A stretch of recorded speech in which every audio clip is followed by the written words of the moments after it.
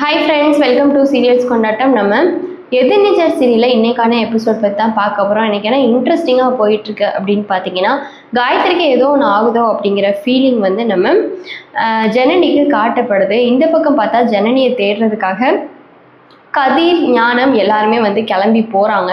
இப்போ ஜனனியை கண்டுபிடிச்சாங்களா மாட்டாங்களா, என்ன ஆக போகுது அப்படிங்கிறது தான் இந்த எபிசோடில் பார்க்க போகிறோம். ஸோ வீடியோவை ஸ்கிப் பண்ணாமல் ஃபுல்லாக பாருங்கள்.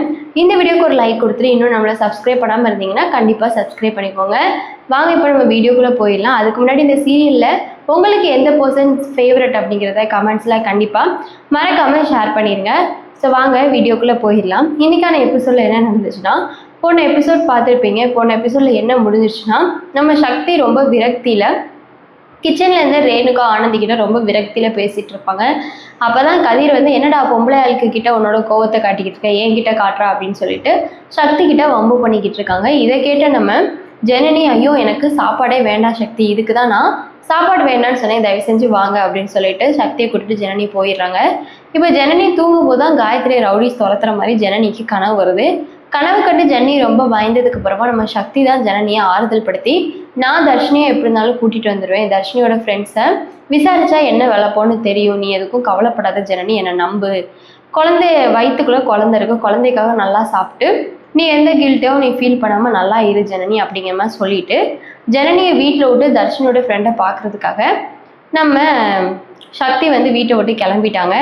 இந்த பக்கம் பார்த்தா கதிர் இவங்க எல்லாருமே வந்து, நாங்கள் வந்து தர்ஷினியை போய் தேடுறோம், தேடிட்டு என்ன விஷயம்னு சொல்கிறோம், அதுக்கப்புறம் இவளை நான் வந்து வச்சுக்கிறேன்னு சொல்லிட்டு ஜனனியை பார்த்து கொன்றுவேங்கிற மாதிரி சொல்லிட்டு வீட்டை விட்டு கிளம்பி எல்லாருமே தேட போயிடுறாங்க. அப்புறம் இந்த பக்கம் பார்த்தா நம்ம தர்ஷினியோட அம்மா இருக்காங்களே ஈஸ்வரி வந்து அப்படியே சாமி முன்னாடி அப்படியே சாப்பிடாமலே அப்படியே அழுதுகிட்டே படுத்து கிடக்குறாங்க. அப்புறம் அவங்கள பார்த்த குணசேகரன் ரொம்ப நல்லவங்க மாதிரி பார்த்துட்டு, என்னம்மா நீ இப்படி பார்த்துட்டு ஃபர்ஸ்ட் வந்து என்ன சொல்கிறாங்கன்னா, அந்த ஆனந்திக்கிட்டே ரேணுகாக்கிட்டே என்ன சொல்கிறாங்கன்னா, உங்கள் அக்கா வந்து சாப்பிடாம இருக்காமா, காலையிலேருந்து அழுதுகிட்டே இருக்கா, அவள் இப்படி இருக்கிறத நினச்சா எனக்கு கஷ்டமாக இருக்குது, அவளை ஏதாச்சும் சாப்பிட வைங்க, அவள் வேண்டான்னு சொன்னாலும் அவளை கட்டாயப்படுத்தியாச்சும் சாப்பிட வைங்க, ஆல்ரெடி அவள் முடியாதவ, அதனால் தயவு செஞ்சு கொஞ்சம் அவளை பார்த்துக்குங்கம்மா அப்படிங்கிற மாதிரி குணசேகரன் நல்லவங்க மாதிரி சொல்கிறாங்க. இப்போ ரேணுகாவும் ஆனந்தியும் காஃபி போட்டு வந்து, எந்திரிங்கக்கா, காஃபி குடிங்கக்கா, காலையிலேருந்து சாப்பிடவே இல்லைக்கா, ஒரு வாய் காஃபி குடிங்கக்கா அப்படின்னு சொல்கிறாங்க. அதெல்லாம் வந்து தர்ஷினி கண்டிப்பாக கிடச்சிருவா, நீங்கள் எதுக்கும் கவலைப்படாதீங்கக்கா, அவள் எங்கே போயிடுவா, நீங்கள் கும்புற தெய்வம் உங்களை சும்மா விடாதுக்கா, அதனால் நீங்கள் கவலைப்படாமல் இருங்கக்கா அப்படின்னு சொல்லிட்டு ரேணுகாவும் ஆனந்தியும் சமாதானப்படுத்துகிறாங்க. அப்போ தான் வந்து நம்ம ஈஸ்வரி ஒரே அடியாக மூஞ்சில் அடித்த மாதிரி சொல்லிடுறாங்க, யார் என்ன சமாதானப்படுத்த தயவு செஞ்சு நினைக்காதீங்க, நான் சமாதானம் ஆக மாட்டேன், இது எனக்கு ரொம்ப வலிக்குது, நீங்கள் என்னை சமாதானப்படுத்தணும்னு நினைக்கும் போது தான் எனக்கு இன்னும் மனசில் பயமும் கவலையும் அதிகமாகிக்கிட்டே போகுது, என்னை தயவு செஞ்சு தொந்தரவு பண்ணாமல் இங்கேருந்து நீங்கள் 2 பேரும் போயிருங்க, எனக்கு சாப்பாடு வேண்டாம், காஃபியும் வேண்டாம், எனக்கு ஒன்றும் வேண்டாம், இங்கேருந்து தயவு செஞ்சு போயிருங்க 2 பேரும் அப்படின்னு சொல்லிட்டு சொல்லிடுறாங்க. அப்புறம் அவங்க 2 பேரும், சரிக்கா இப்படியெல்லாம் பேசாதீங்கக்கா, நாங்கள் உங்களை எந்த தொந்தரவும் பண்ணலைக்கா, நாங்கள் போகிறோம் அப்படின்னு சொல்லிட்டு ஆனந்தியும் ரேணுகாவும் 2 பேரும் கிளம்பி அங்கேருந்து போயிடுறாங்க. இப்போ தான் ரேணுகா அப்படி ஈஸ்வரி அழுதுகிட்டே இருக்காங்க இல்லையா, அதில் குணசேகரன் அப்படியே ஈஸ்வரி கிட்ட வந்துட்டு, எதுக்குமா இப்படி அழுதுகிட்டே இருக்க, எனக்கு புரியுதுமா, நம்ம பிள்ளைய கண்டிப்பாக நான் காப்பாற்றி கூட்டிகிட்டு வருவேன், கடத்திருந்தாலும் சரி நம்ம பிள்ளைய நான் கண்டிப்பாக காப்பாற்றி கூட்டிகிட்டு வருவேன், நீ கவலைப்படாதம்மா, நம்மக்கிட்ட ஆழ்பழம் பணப்பழம் எல்லாமே இருக்குது, என் பிள்ளைய என்னால் காப்பாற்ற முடியாதா, நான் காப்பாற்றி கூட்டிகிட்டு வருவேன் ஈஸ்வரி, நீ கவலைப்படாத, நீ சாப்பிடுமா, நீ ஆல்ரெடி முடியாதவ, உன்னை இப்படி பார்க்க எனக்கு ரொம்ப கஷ்டமாக இருக்குமா அப்படிங்கிற மாதிரி குணசேகரன் ஒரு நடிப்பு போட்டுட்டு அங்கேருந்து போகிறாங்க. இங்கே பார்த்தா தர்ஷினியை தேடுறதுக்கு போன கதிர் எல்லாருமே திரும்ப ரிட்டர்ன் வராங்க, மூஞ்சி தொங்க போட்டு வராங்க. அப்போ தான் வந்து குணசேகரன் கிட்ட சொல்கிறாங்க, யார் நம்ம ஆனந்தி ரேணுகா கேட்குறாங்க, கதிர்கிட்ட கதிரோட ஒய்ஃப் கேட்குறாங்க, என்னாச்சுங்க அப்படின்னு. இல்லை, அப்போ தான் ஆனந்தி சொல்கிறாங்க, இல்லை இது ஆனந்தி வந்து கதிர்கிட்ட கேட்காங்களா, கதிர் சொல்கிறாங்க, எங்கே தேடியும் கிடைக்கல, எங்கே போனான்னு தெரியல, எங்கே தேடியும் கிடைக்கல, நாங்களும் அவள் ஏறி போன காரு நம்பர் பிளேட்லேருந்து எல்லாத்துலேயும் கண்டுபிடிக்க முயற்சி பண்ணோம். ஆனால் அவள் எங்கே தேடியும் அவளை கிடைக்கல அப்படிங்கிற மாதிரி சொல்லிடுறாங்க. அதுக்கப்புறம் சரி, அதுக்கப்புறம் வேறு என்ன பண்ண முடியும்? அப்புறம் ரொம்ப கவலையில் ஆழ்ந்துடுறாங்க. அப்போ ஈஸ்வரிக்கு இன்னும் கவலையாகுது. எந்த டீட்டெயில்ஸுமே இன்னும் வரைக்கும் தெரியலையே, இவ்வளோ நாள் ஆச்சு இன்னும் தெரியலையே, என் பொண்ணு என்ன பண்ணுறாளோ, எங்கே இருக்காளோ, யார் என்ன பண்ணுறாங்களோ, யாரோட கண்ட்ரோலில் இருக்காளா, என்ன ஏதுன்னு ஒன்றுமே தெரியலையே அப்படிங்கிற மாதிரி நினச்சிட்டு தர்ஷினி பற்றி ஈஸ்வரி யோசித்து பார்க்குறாங்க.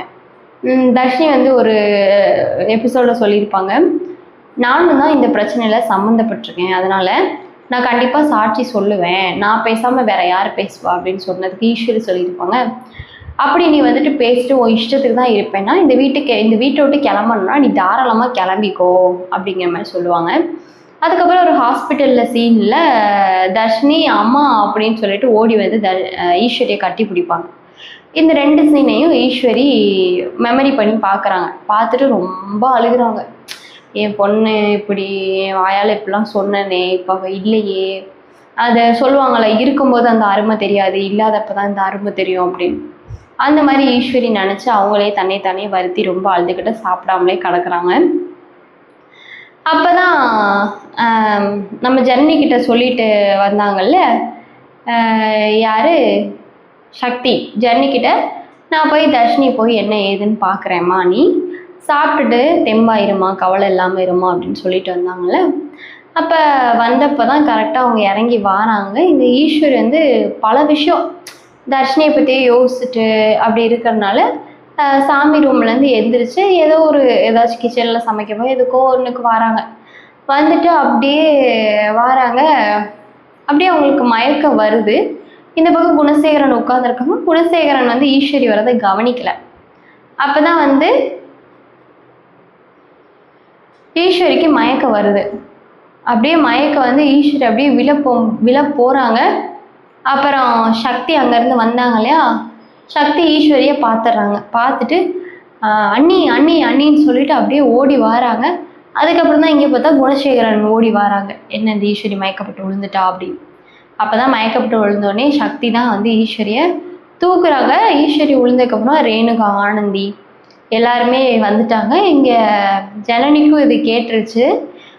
ரேணுகாவும் ஆனந்தியும் அக்கா அக்கான்னு கத்துறது. உடனே ஜனனியும் ஓடி வந்து ஈஸ்வரியை பார்க்குறாங்க. ஸோ இதுக்கப்புறம் என்னாக போகுது ஏதாக போகுதுன்னு உங்களுக்கு தெரிஞ்சிச்சுன்னா கமெண்ட்ஸ் மூலமாக கண்டிப்பாக ஷேர் பண்ணுங்கள். நம்ம சக்தியை பிடிக்கும்னு நினச்சிங்கன்னா சக்தி சூப்பர்னும், ஜனனியை பிடிக்கும்னு நினச்சிங்கன்னா ஜனனி சூப்பர்னும் உங்களோட கமெண்ட்ஸை கண்டிப்பாக தட்டி விடுங்க. Hi friends, welcome to serials கொண்டாட்டம். நம்ம எதிர்நீச்சல் சீரியலில் இன்றைக்கான எபிசோட் பற்றி தான் பார்க்க போகிறோம். இன்றைக்கி என்ன இன்ட்ரெஸ்டிங்காக போயிட்டுருக்கு அப்படின்னு பார்த்தீங்கன்னா, காயத்ரியை ரவுடிஸ் எல்லாம் சேர்ந்து வந்து துரத்துறாங்க. ஸோ அது என்ன எப்படி அப்படிங்கிறத இந்த வீடியோவில் சொல்கிறேன். ஸோ வீடியோவை ஸ்கிப் பண்ணாமல் ஃபுல்லாக வாட்ச் பண்ணால் தான் இந்த வீடியோக்கான ட்விஸ்ட் என்ன அப்படிங்கிறது உங்களுக்கு தெரியும். இந்த வீடியோக்கு ஒரு லைக் கொடுத்துட்டு இன்னும் நம்மளை சப்ஸ்கிரைப் பண்ணாமல் இருந்தீங்கன்னா சப்ஸ்கிரைப் பண்ணிக்கோங்க. வாங்க இப்போ நம்ம வீடியோக்குள்ளே போயிடலாம். நம்ம போன எஸ்டர்டே எபிசோட் பார்த்துருப்பீங்க. கதிர் வந்து கிச்சனில் வந்து கத்திட்டு நின்றுருப்பாங்க.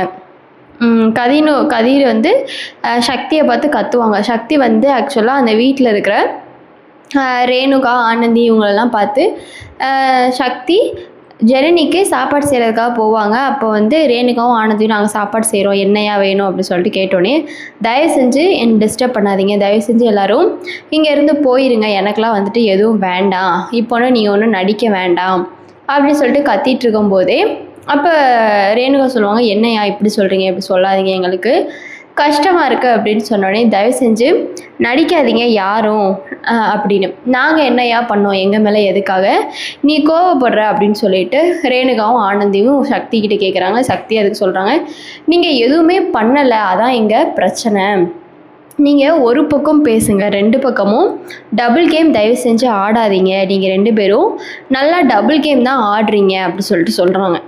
அப்போ தான் ஐயோ நீ என்ன தப்பாக புரிஞ்சுருக்கியா, நாங்கள்லாம் அப்படி டபுள் கேம் ஆடலையா, நீ எங்களை இப்படி தப்பாக புரிஞ்சுக்காதையா அப்படிங்கிற மாதிரி ரேணுகா வந்து சொல்கிறாங்க. சக்தி கேட்கவே இல்லை நீங்கள் 2 பேரும் டபுள் கேம் ஆடுறீங்க, ஒன்று இந்த பக்கம் நிற்கணும் இல்லைனா அந்த பக்கம் நிற்கணும், 2 பக்கமும் 2, எதுக்காக இப்படி டபுள் கேம் ஆடிட்டுருக்கீங்க, ஒரு ஆள் கூட ஜனனி தப்பு பண்ணலைன்னு சொல்ல யாருக்குமே வாய் வரலைல்ல, எங்களை சந்தேகப்படுறீங்கல்ல, அப்போது போலீஸ் பேசுகிறாங்க, கதிர் இவங்கெல்லாம் பேசுகிறாங்கன்னா அப்போ அதுக்கு என்ன அர்த்தம்? நீங்களும் ஆமாம் அது உண்மைதான்னு சொல்கிற மாதிரி தானே அர்த்தம், ஏதாச்சும் கொஞ்சமாச்சும் பேசியிருக்கணும்ல அப்படின்னு சொல்லிட்டு சொல்கிறாங்க. சக்தி இதை அவங்களோட கோபத்தில் சொல்கிறாங்க. ஆனால் ரேணுகா ஆனந்தியோட நிலைமையில பார்த்தா அவங்களோட ஹஸ்பண்ட் ரொம்ப மோசமாக இருக்கிறனால இப்போ அவங்க 2 பேரும் வாயை திறந்தா என்ன பண்ணுவாங்க, கதிர் வந்து முன்னாடியே வச்சு ரேணுகாவை அடி அடின்னு அடிப்பாங்க, ஆனந்தி அடி அடின்னு அடிப்பாங்க. இந்த மாதிரி தான் ஆகும். ஸோ அப்படி இருக்க பட்சத்தில் அவங்க 2 பேர்னால பேசவே முடியல, எதுவுமே சொல்லவே முடியல. இங்கே பார்த்தா சக்தி வந்து அவங்க 2 பேர்கிட்ட கத்துன்னு கத்துறாங்க. இதை கேட்ட கதிர் உடனே என்னடா உன் வீரத்தை பொம்பளை ஆட்கிட்ட காமிச்சிக்கிட்டு இருக்க, என்கிட்ட சண்டைக்கு வாடான்னு சக்தி கிட்ட மல்லு கட்டிட்டு போகிறாங்க. இந்த சண்டை நடந்ததெல்லாம் பார்த்துட்டு அப்போ தான் சக்தி சொல்கிறாங்க, டே கதிர் நீலாம் வந்து ரொம்ப மோசமானவன், நான் நியாயம் பக்கம் தான் பேசிகிட்டு இருக்கேன், நீலாம் வந்து எவ்வளோ மோசமானவன், ஊராக வந்துட்டு பொண்ணு வச்சுட்டு திரியிற அப்படி இப்படின்னு என்னமோ சொல்கிறாங்க. அதோட கதிர் ஆமாம் நீ பெரிய ஒழுங்காக்கும், நீ வந்து இப்போ இருக்கிறவ முந்தானையை பிடிச்சிக்கிட்டே ஒரு காலத்தில் திரிஞ்ச, அதுக்கப்புறம் அவளை வெட்டி விட்டு இன்னொருத்தி முந்தானையை பிடிக்கணும்னு போனவன் தானே நீ அப்படி. டே ஆமடா நான் ஒரு காலத்தில், சக்தி சொல்கிறாங்க, ஆமடா நான் ஒரு காலத்தில் தப்பாக தான் இருந்தேன், எல்லாம் அந்த மாடியில் ஒருத்தவர் இருக்காரு பாரு அவரோட பேச்சை கேட்டுன்னு நான் தப்பாக தான் இருந்தேன், ஆனால் அதுக்கப்புறம் நான் திருந்திட்டேன், என்ன மாதிரி திருந்தனவ தான் மனுஷன், நான் திருந்திட்டேன், ஆனால் நீங்களாம் மிருகங்க இன்னும் திருந்தலை அப்படிங்கிற மாதிரி சொல்லிடுறாங்க.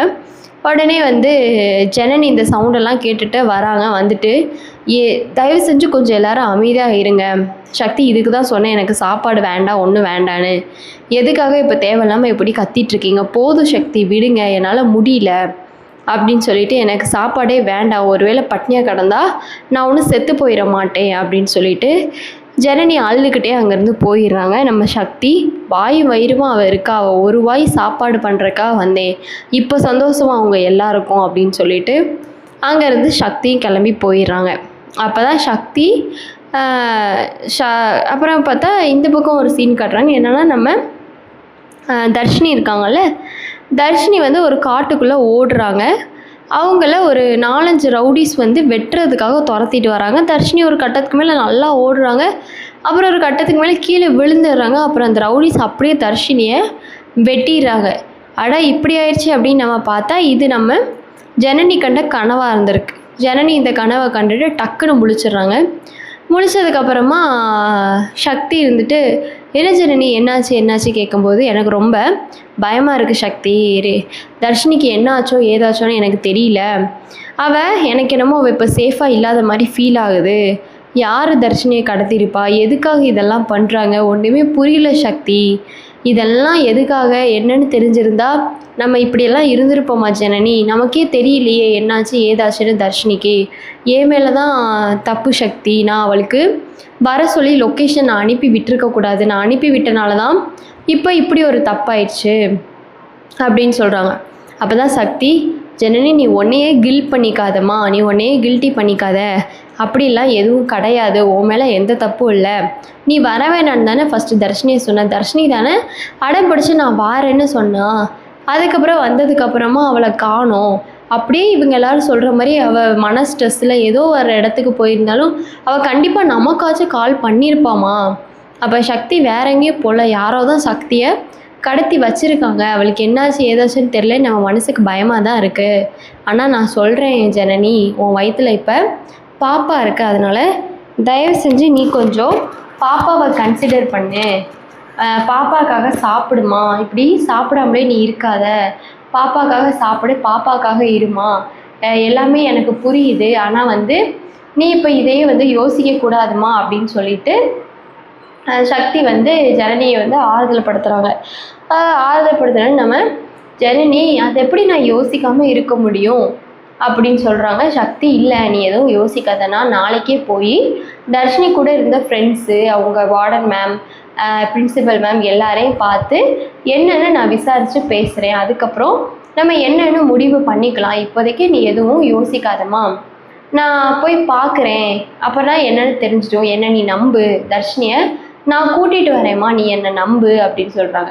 நீ எனக்காக இந்த குழந்தைக்காக தயவு செஞ்சு நல்லா சாப்பிடுமா, உடம்பு போட்டு வருத்திக்காத, உன்னை நீயே கில்ட்டியாக ஃபீல் பண்ணிக்காத, தர்ஷினி எப்படி இருந்தாலும் கிடச்சிடுவா, தர்ஷினியை யாருக்கு அடுத்தனாலும் நான் கூட்டிகிட்டு வந்துடுவேன், ஒரு பக்கம் இவங்க எல்லாரும் கெட்டவங்களா இருந்தாலும் ஒரு பக்கம் இவங்க தர்ஷினி தேடுறதுல முன்னுரிமையாக தான் இருக்காங்க. அதனால கண்டிப்பாக பணபலம் ஆள் பலம்லாம் இவங்க கிட்ட இருக்குது. நம்மளை விட இவங்க தர்ஷினியை கண்டுபிடிக்கிற கூட வாய்ப்பு இருக்குமா? அதனால நீ எதை நினச்சும் கவலைப்படாத, யோசிக்காத ஜனனி. எனக்கு இப்போது நீயும் முக்கியம், பாப்பாவும் முக்கியம். தர்ஷினி என் பொண்ணு மாதிரி தான். என் பொண்ணு என்ன, என் பொண்ணே தான் தர்ஷினி. எனக்கும் உன்னை விட எனக்கு தர்ஷினி கூட்டிகிட்டு வரங்கிற தாகம் எனக்கு அதிகமாக தான் இருக்குது. எனக்கும் அந்த பொறுப்பு இருக்குது. நான் கண்டிப்பாக தர்ஷினியை கூட்டிகிட்டு வருவேன். நீ எதுக்காகவும் ஃபீல் பண்ணாத ஜனனி. நீ ஃபஸ்ட்டு சாப்பிடு, குழந்தைய மனசில் வச்சுட்டு தயவு செஞ்சு சாப்பிடு அப்படின்னு சொல்கிறாங்க. சக்தி இதெல்லாம் சொன்னதுக்கப்புறமா ஜனனி ஓன்னு ஒப்பாரி விட்டு அழுது சக்தி மேலேயே சாஞ்சிடுறாங்க. சாஞ்சு அழுதுட்ருக்காங்க. அதோட சக்தி தான் ஜனனியை சமாதானப்படுத்துகிறாங்க. இன்றைக்கான எபிசோடில் இது பாதி வீடியோ சொல்லியிருக்கேன். ஸோ நெக்ஸ்ட் ஒரு வீடியோவில் அடுத்த வீடியோவில் பார்க்கலாம். நீங்கள் இந்த சீரியலில் யாரோட ஃபேன் அப்படிங்கிறத மறக்காமல் கமெண்ட்ஸ் மூலமாக கண்டிப்பாக ஷேர் பண்ணுங்கள். நெக்ஸ்ட் ஒரு வீடியோவில் பார்க்கலாம். டடா.